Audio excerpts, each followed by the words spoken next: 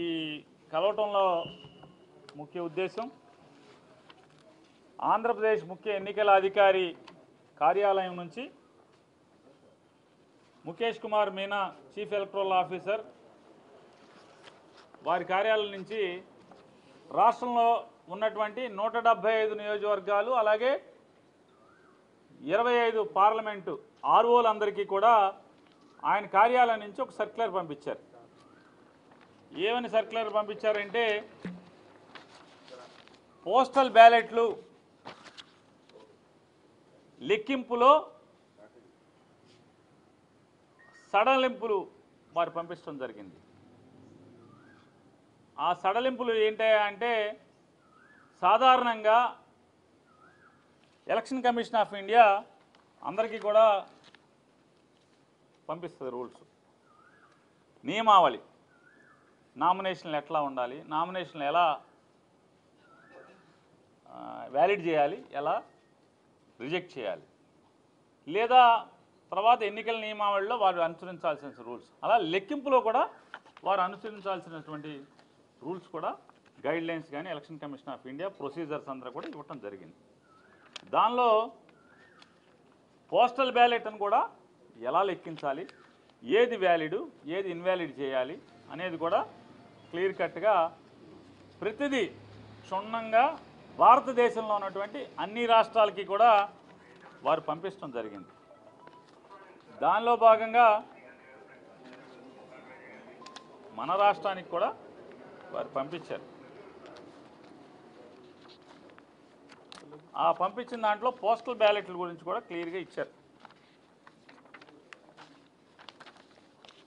Counting through postal ballot paper అనే దాంట్లో కూడా వారు ఇచ్చారు. క్లియర్గా ఇస్తూ ఖచ్చితంగా పోస్టల్ బ్యాలెట్ ఆ కవర్ల మీద ఆర్ఓలు, ఏఆర్ఓలు లేదా కౌంటింగ్ ఆఫీసర్లు వారు తీసుకోవాల్సినటువంటి కవర్ బి, ఫామ్ 13C, అట్లాగే 13A అంటే 13A 13B ఆ కవర్ల మీద ఏ నంబర్ల కవర్లు ఉండాలి, దానిలో ఓటరు ఆ బ్యాలెట్ పేపర్ నంబర్ రాయటం, లేకపోతే వారి పోస్టల్ వారికి ఓటర్ లిస్టులో ఉన్నటువంటి క్రమ సంఖ్య ఏది ఉందో దాన్ని రాయటం, వారి పోలింగ్ స్టేషన్ నంబర్ రాయటం, అలాగే ఇతనే ఆ పోస్టల్లో ఓటు వినియోగించుకున్నటువంటి ఎన్నికల బాధ్యత నిర్వహిస్తున్నటువంటి ప్రభుత్వ అధికారి ఎవరో అతనికి ఓటు ఎక్కడుందో ఇతనే అని చెప్పని అటాచ్ చేస్తూ ఒక గెజిటెడ్ అధికారి సంతకం పెట్టి స్టాంప్ వేయాలి అని గతంలో ఉంటే, కొత్తగా ఎలక్షన్ కమిషన్ ఏం చెప్పిందంటే ఒకవేళ స్టాంపు వేయకపోతే కనుక అతని చేతి రాలుతో డిజిగ్నేషన్ రాసున్నా కూడా వ్యాలిడ్ చేయండి అని చెప్పారు. చేతి రాతతో అతను ఎక్కడ అధికారిగా పనిచేస్తున్నాడు, ప్రస్తుతం ఎక్కడ ఉద్యోగం చేస్తున్నాడు అనేది కూడా రాసి చేత్తో కనుక రాసి సంతకం పెట్టుంటే కనుక దాన్ని కూడా వ్యాలిడ్ చేయండి అని చెప్పని ఎలక్షన్ కమిషన్ ఆఫ్ ఇండియా నియమావళిలో అందరి రాష్ట్ర ఎన్నికల అధికారులందరికీ కూడా పంపించడం జరిగింది. ఇది అందరు కలెక్టర్ల దగ్గర, అందరు ఆర్ఓల దగ్గర, అంటే జిల్లా ఎన్నికల అధికారుల దగ్గర, అలాగే అసెంబ్లీ నియోజకవర్గ రిటర్నింగ్ అధికారుల దగ్గర అందరి దగ్గర కూడా ఇది ఉంది. కానీ కొత్తగా ఆంధ్రప్రదేశ్ ఎన్నికల సంఘం నుంచి ఏమని పంపించారా అంటే ఒకవేళ వాళ్ళు కనుక చేత్తో కూడా డిజిగ్నేషన్ రాయకపోతే స్పెసిఫిక్ సిగ్నేచర్లందరికీ కూడా అన్నీ కలెక్ట్ చేసి ఆ కౌంటింగ్ అధికారులకు ఇవ్వండి. ఆ కౌంటింగ్ అధికారులు ఇచ్చిన చోట ఒకవేళ వాళ్ళు స్టాంప్ వేయకపోయినా చేత్తో రాయకపోయినా ఆ స్పెసిఫిక్ సిగ్నేచరు చెక్ చేసుకోవచ్చు అని చెప్పి నేను ఇచ్చారు. దీని మీద మా అభ్యంతరాన్ని వ్యక్తం చేశాం. ఎందుకంటే ఆ స్పెసిఫిక్ సిగ్నేచర్కి అంటే ఒకటి ముందు భారతదేశంలో ఏ రాష్ట్రంలో కూడా ఈ వెసులుబాటు లేనటువంటి ఇంటర్ప్రిటేషన్ ఈ రాష్ట్రంలో ఎందుకు ఇచ్చారు? ఒకవేళ మీరు ఏదైనా ఒక రాజకీయ పార్టీ మీకు ఈ సందేహాన్ని వెలబుచ్చితే మీరేం చేయాలి? కేంద్ర ఎన్నికల సంఘానికి ఇక్కడ రాయాల్సింది, ఇక్కడ ఎంత పెద్ద అభియోగాన్ని నేరాన్ని అవతల చేస్తున్నారు మేము ఇచ్చిన పెద్దానికి మీరు కేంద్ర ఎన్నికల సంఘానికి రాస్తున్నారు కదా, మరి దీన్ని ఎందుకు రాయలేదు? రాయకుండా మిగతా రాష్ట్రాల్లో లేనటువంటి వెసులుబాటు ఈ రాష్ట్రంలోనే ఎందుకు ఇచ్చారనేది మా అభ్యంతరాన్ని వ్యక్తం చేస్తూ మీరు పునరాలోచించాలి. దీనివల్ల స్మూత్గా అంటే పారదర్శకంగా ఘర్షణ లేని వాతావరణంలో అత్యంత పారదర్శకంగా జరగాల్సినటువంటి ఎన్నికల ఓట్ల లెక్కింపు రసాబసా అయ్యేటువంటి కార్యక్రమం జరగబోతోంది. ఎందుకని మీ స్పెసిఫిక్ సిగ్నేచరు పెట్టిన సంతకం మీరు ఏదైతే ప్రొవైడ్ చేసి ఆర్ఓలకు ప్రొవైడ్ చేసినటువంటి స్పెసిఫిక్ సిగ్నేచర్ ఈ బ్యాలెట్ పేపర్ మీద ఈ ఫారం కవర్ 13B 13Cలో ఉన్నటువంటి మీరు చేసినటువంటి వాటి మీద ఆ సంతకం చిన్న స్ట్రోక్ తేడా వచ్చినా ఎవరో ఒకరు అబ్జెక్ట్ చేస్తారు. ఎంతమంది ఏజెంట్లు ఉంటారు? 15-20 మంది కౌంటింగ్ ఏజెంట్లు ఉంటారు. ఒక్కడు అబ్జెక్ట్ చేసినా కూడా అది అభ్యంతరమే. ఈ గొడవలకు దారితీసేటువంటి పరిస్థితులు. ఎందుకని ఇంకోటి చెప్తున్నాం, ఆ ఇంటర్ప్రిటేషన్లో కూడా వారు రాసే దాంట్లో కూడా ఏమని రాశారంటే